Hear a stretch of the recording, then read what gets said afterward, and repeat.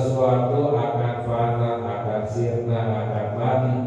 Yang kekal itu hanyalah Allah Subhanahu wa ta'ala. Ini sebelum ditiupkan trompet yang pertama.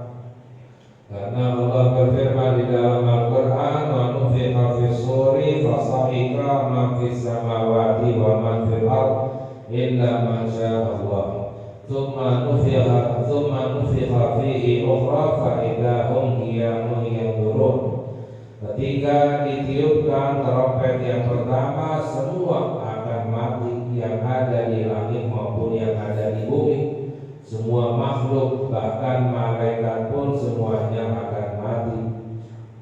Tsumma nufikha fihi ukhra, lalu ditiupkan trompet yang kedua.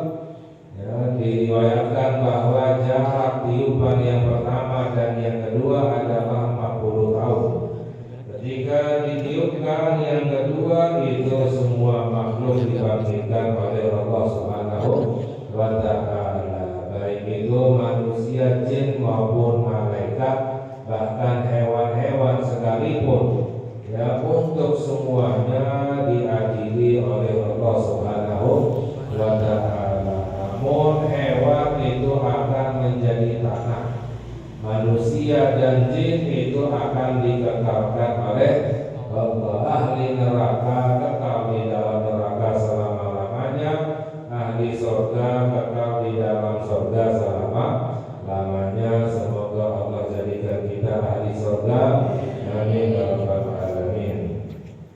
Wa ru'yatu lillahi ta'ala fil jannah, dan di antara perkara yang gaib adalah yaitu ar-ru'yah lillahi ta'ala fil jannah, yaitu memandang kepada zatnya Allah Subhanahu wa ta'ala. Wujuhu yawma idzin nadhirah ila rabbiha nadhirah. Dalam Al-Quran, wajahnya ahli surga berseri-seri ketika memandang kepada zatnya Allah Subhanahu wa ta'ala. Bahkan kenikmatan surga yang paling besar, yang paling tinggi adalah ketika bertemu dengan Allah, memandang kepada Allah Subhanahu wa ta'ala. Wa tu'minu bi malaikatillahi, dan beriman kepada malaikat-malaikatnya Allah. Beriman kepada malaikat yang mana malaikat itu jumlahnya tidak ada yang mengetahuinya kecuali Allah Subhanahu wa ta'ala. Wa ma ya'lamu junuda rabbika illa huwa. Di dalam Al-Quran Allah berfirman, dan tidak ada yang mengetahui jumlah tentara Tuhanmu kecuali Dia, kecuali Allah Subhanahu wa ta'ala.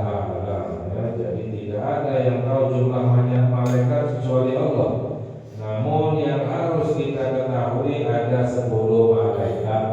Malaikat Jibril yang diutus untuk membawa wahyu, malaikat Mikail yang mengatur hujan, awan, turunnya rezeki, malaikat Israfil yang ditugaskan untuk meniup trompet, lalu yang ketiga malaikat Israfil untuk mencabut nyawa, malaikat Raqib dan Atid yang mencatat amalan, malaikat Munkar dan Nakir yang akan menanyakan di dalam kuburan, dan malaikat Malik menjaga neraka, malaikat Ridwan menjaga surga. Malaikat Jibril, Mikail, Israfil, Raqib, Atid, Munkar, Nakir, Malik dan Ridwan. 10 malaikat yang harus kita ketahui secara rinci.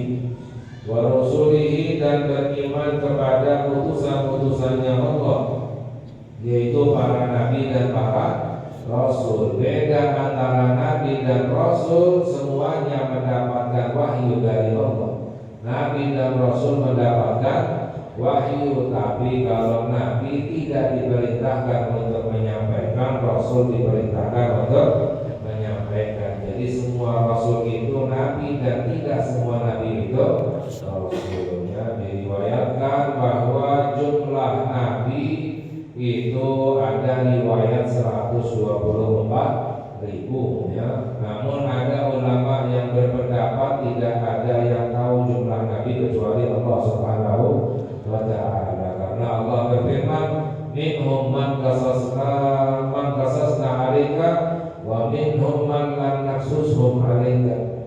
Ya Allah berfirman di dalam Al-Quran, ada di antara mereka para nabi yang kami ceritakan kepadamu, ada yang tidak kami ceritakan kepadamu. Ya, dalam riwayat jumlah Rasul itu ada 313 ya, tapi yang wajib untuk kita ketahui ada 25 nabi, karena itu yang disebut di dalam Al-Quran ya. Ada Idris, Nuh, Hud, Saleh, Ibrahim, Lut, Ismail, Ishak, Yakub, Yusuf, Ayub, Syuaib, Musa, Harun, Zulkifli, Daud, Sulaiman, Ilyas, Yunus, Zakaria, Yahya, Isa, dan Sayyiduna Muhammad sallallahu alaihi wasallam ya. Wa kutubihi, dan beriman kepada kitab-kitab yang Allah turunkan kepada para nabi yang jumlahnya adalah 104 kitab. Namun yang wajib untuk kita ketahui ada 4 kitab yang wajib untuk kita imani secara rincinya. Yang wajib untuk kita ketahui itu Zabur yang Allah turunkan kepada Nabi Dawud, yang Taurat kepada Nabi Musa, Injil kepada Nabi Isa, dan Al-Quran kepada Sayyiduna Muhammad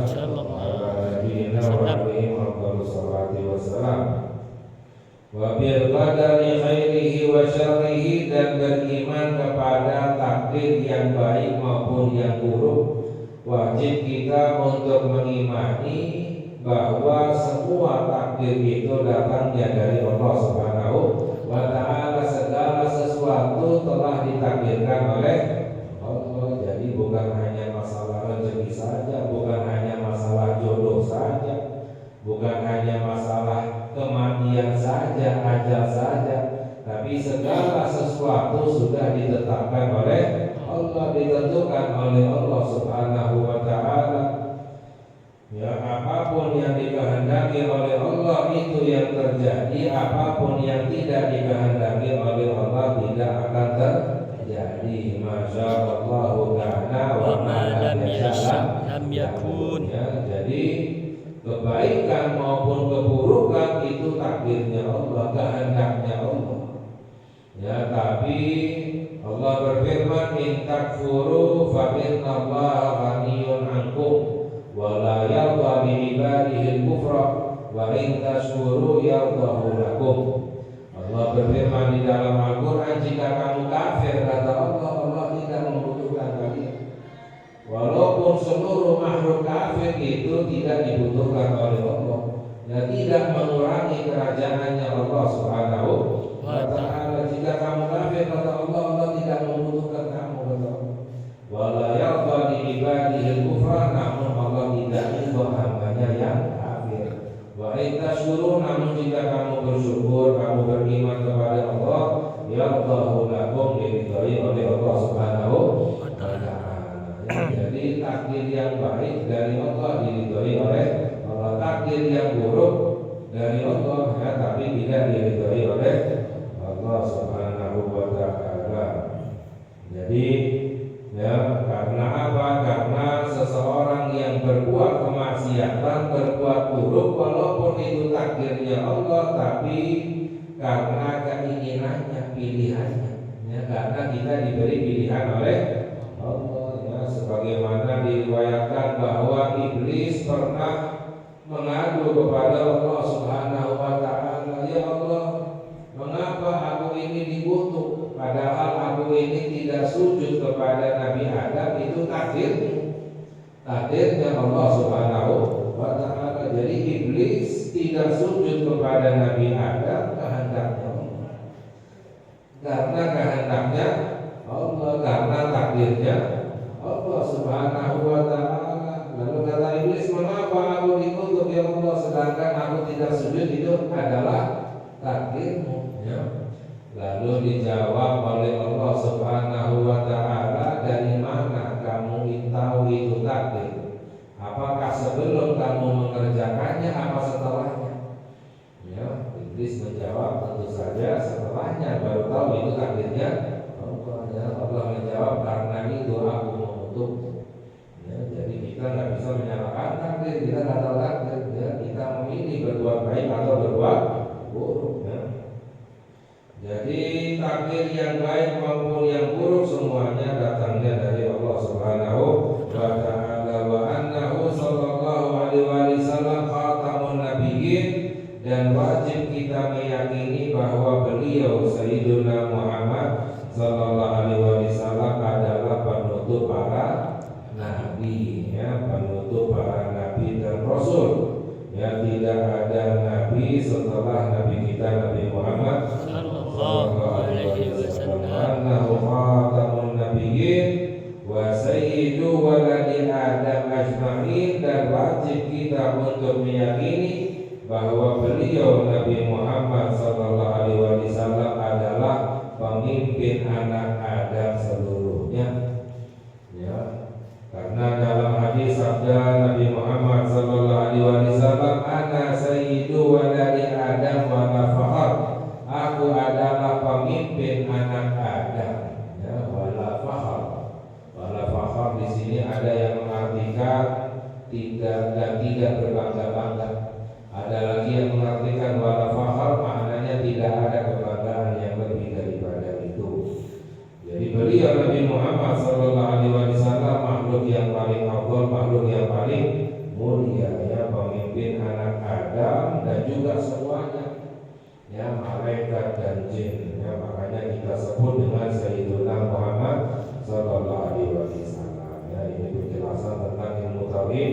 Lalu yang berikutnya adalah penjelasan tentang kewajiban untuk menjaga Islam, menjaga imannya kepada Allah Subhanahu wa taala, karena akan dijelaskan bahwa apa saja penyebab-penyebab yang membuat orang menjadi murtad. Alhamdulillah, ya, ucapan-ucapan, perbuatan, keyakinan yang membuat orang menjadi murtad. Ya, alhamdulillah dari insyaallah kita kaji lagi pada kesempatan yang lain. Semoga Allah memberi hidayah kepada kita, Allah jaga iman kita, Allah ampuni dosa kita, Allah kabulkan hajat kita, amin ya rabbal alamin. Wa sallallahu ala sayyidina Muhammad wa ala alihi wasallam. Walhamdulillahi rabbil alamin.